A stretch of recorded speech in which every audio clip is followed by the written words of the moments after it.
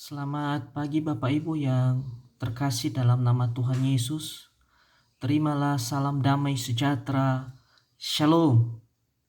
Kita bersyukur pada pagi hari ini kalau Tuhan masih memberikan nafas hidup bagi kita dan kita bisa beribadah walaupun ibadah kita lakukan di rumah kita masing-masing. Namun satu hal yang kita percaya bahwa dalam ibadah kita, dalam keluarga, kuasa Tuhan dinyatakan, Tuhan hadir di tengah-tengah keluarga kita, dan saya percaya tidak mengurangi sukacita dan damai sejahtera kita. Kebenaran firman Tuhan kepada kita pada minggu ini diambil di dalam surat Ibrani pasal 5 ayatnya yang ke-7 sampai ayatnya yang ke-10. Dalam hidupnya sebagai manusia, ia telah mempersembahkan doa dan permohonan dengan ratap tangis dan keluhan kepada Dia yang sanggup menyelamatkannya dari maut, dan karena kesalehannya ia telah didengar. Dan sekalipun ia adalah anak, ia telah belajar menjadi taat dari apa yang telah dideritanya.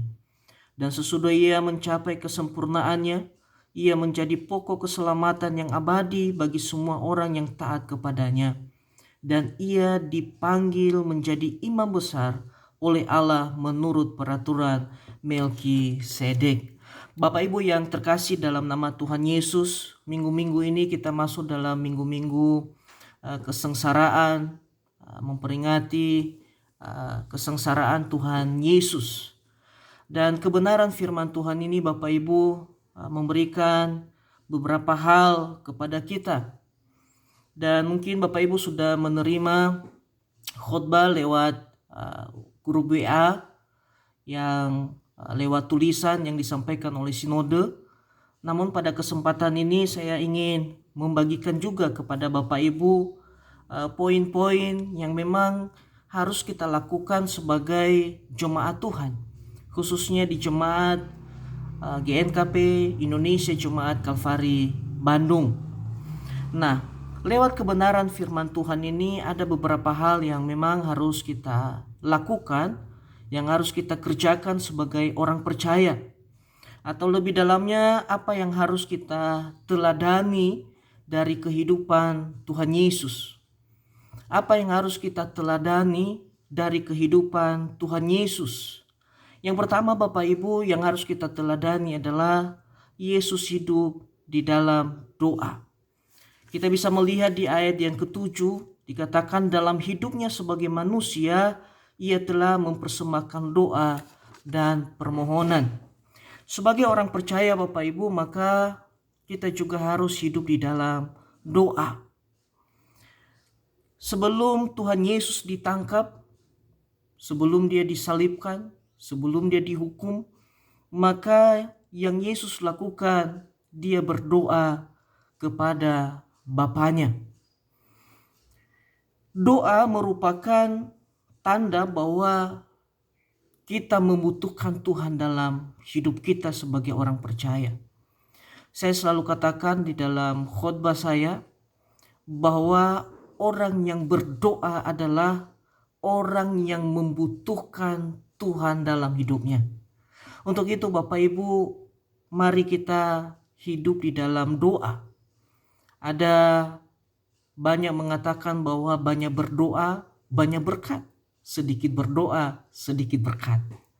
Artinya Bapak Ibu bahwa kita di dalam menjalani hari-hari ini, apalagi dengan keadaan dunia yang tidak semakin baik saat ini, kita harus benar-benar hidup di dalam doa, kita membangun hubungan intim dengan Tuhan. Karena tanpa doa Bapak Ibu, maka kita tidak bisa berbuat apa-apa. Ya. Kita juga harus percaya bahwa di dalam doa dapat mengubah segala sesuatu. Saat ini keadaan bangsa dan negara kita sedang mengalami wabah corona. Dan kita percaya ketika anak-anak Tuhan berdoa dengan sungguh-sungguh, maka saya percaya keadaan ini Tuhan bisa ubahkan. Atau Bapak Ibu juga saat ini ada dalam pergumulan, ada dalam masalah. Saya percaya bahwa ketika Bapak Ibu hidup di dalam doa, benar-benar membangun hubungan intim dengan Tuhan, saya percaya Tuhan sanggup mengubah keadaan di dalam kehidupan kita. Yang kedua Bapak Ibu, apa yang harus kita teladani dari Tuhan Yesus? Dia tidak hanya memberikan teladan doa bagi kita, tetapi dia hidup di dalam kebenaran dan kesalehan. Dan ini juga yang Tuhan mau dalam hidup kita sebagai anak-anak Tuhan, supaya kita benar-benar hidup di dalam kekudusan. Kita harus benar-benar hidup di dalam kesucian hidup, tidak mencemarkan hidup kita. Saya melihat keadaan yang terjadi saat ini membuat kita mengintrospeksi diri kita, supaya kita benar-benar dekat dengan Tuhan, supaya kita meninggalkan dosa dalam hidup ini dan benar-benar hidup di dalam kekudusan. Ini yang Tuhan mau dalam hidup kita sebagai orang percaya. Tidak mencemarkan diri atau tidak hidup di dalam dosa. Dia mau berubah, dia mau meninggalkan kebiasaan lamanya. Kalau selama ini dia hidup di dalam dosa, maka dia harus berubah, dia harus meninggalkan dosa itu. Dia harus meninggalkan perbuatan lamanya yang tidak menyenangkan hati Tuhan. Dan ini teladan yang diberikan oleh Tuhan Yesus bagi kita. Dia hidup di dalam kebenaran dan kesalehan. Mari Bapak Ibu, pada pagi hari ini lewat kebenaran firman Tuhan ini, mari kita mengizinkan Yesus tinggal di dalam hidup kita. Kalau Yesus yang tinggal di dalam hidup kita, saya percaya bahwa dia akan selalu bersama dengan kita.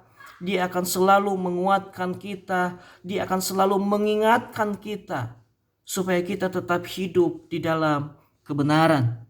Dan firman Tuhan juga katakan ketika kita tinggal di dalam Kristus, maka apapun yang kita minta di dalam namanya, Tuhan pasti berikan kepada kita. Kuncinya Bapak Ibu dalam hidup ini, kita harus benar-benar hidup di dalam kebenaran. Ya, kita tidak kompromi dengan dosa. Kita tidak abu-abu, kita tidak suam-suam kuku mengikuti Yesus. Tetapi kita benar-benar hidup di dalam kebenarannya Tuhan. Yang ketiga Bapak Ibu, apa yang harus kita teladani dari Tuhan Yesus lewat kebenaran firman Tuhan ini? Tuhan Yesus hidup di dalam ketaatan. Kita bisa melihat bagaimana Tuhan Yesus mengalami penderitaan, bagaimana dia menggenapi firman sampai dia mati di atas kayu salib. Dia setia kepada Bapaknya. Dan ini juga yang Tuhan harapkan dalam hidup kita sebagai orang percaya, supaya kita benar-benar hidup di dalam ketaatan. Taat menjadi pelaku firman, taat di dalam melakukan kebenaran firman Tuhan. Ya, tidak hanya ketika ada masalah kita baru taat, ketika tidak ada masalah kita tidak taat.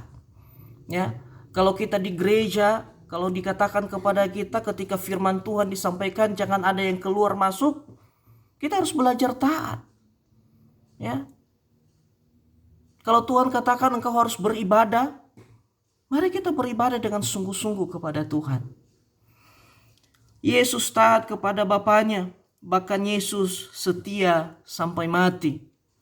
Saya mau katakan kepada jemaat Tuhan, apapun keadaan saat ini, apapun masalah yang kau hadapi, mari kita tetap setia kepada Tuhan. Saya selalu katakan bukan awal yang menentukan, tetapi akhir yang menentukan dari kehidupan kita. Ketika keadaan tidak semakin baik, saya mau katakan engkau tetap setia kepada Tuhan. Engkau tetap setia beribadah kepadanya. Engkau tetap setia menyembah Dia. Engkau tetap setia kepada kepercayaanmu. Bapak Ibu yang terkasih dalam nama Tuhan Yesus, saya terlalu yakin dan percaya bahwa masalah, sakit penyakit, virus corona tidak dapat memisahkan kita dari Kristus. Mari kita mengalami dan menghidupi firman dalam hidup kita Bapak Ibu. Mari kita benar-benar membenahi hidup kita. Kita tidak tahu kapan Tuhan Yesus akan datang. Namun kita bisa melihat lewat kebenaran firman Tuhan, tanda-tanda itu sudah mulai ada. Tanda-tanda itu ada. Ya, bahwa dia tidak akan lama lagi datang menjemput kita.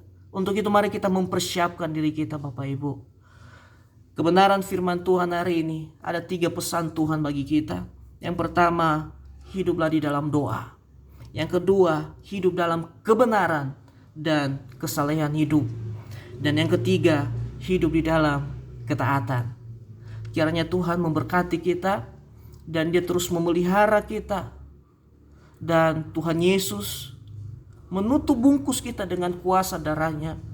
Dijauhkan kita dari segala virus corona. Dan kita doakan keadaan ini dalam waktu dekat Tuhan bisa ubahkan. Satu hal yang selalu saya katakan, bagi kita semua, di dalam Roma 8:28 dia mengatakan, Allah turut bekerja dalam segala sesuatu, mendatangkan kebaikan dalam kehidupan kita. Tuhan Yesus memberkati. Mari kita berdoa. Bapa di surga, kami bersyukur kepadamu pada pagi hari ini.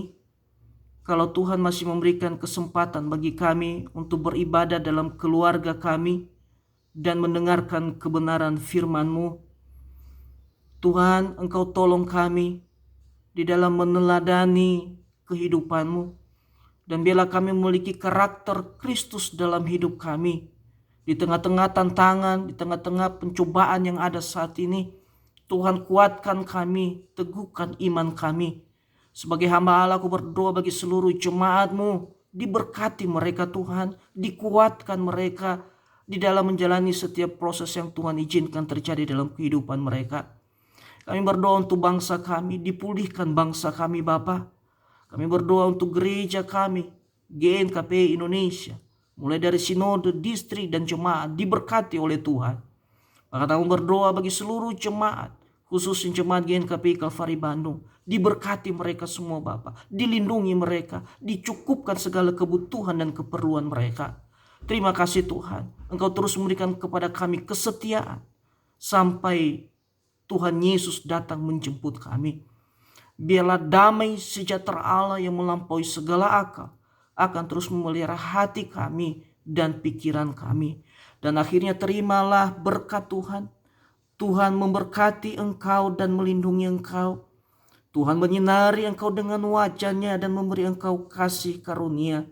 Tuhan menghadapkan wajah-Nya kepadamu dan memberi engkau damai sejahtera mulai pagi ini sampai selama-lamanya. Di dalam nama Yesus kami telah berdoa dan menerima berkat Tuhan. Amin. Tuhan Yesus memberkati. Shalom.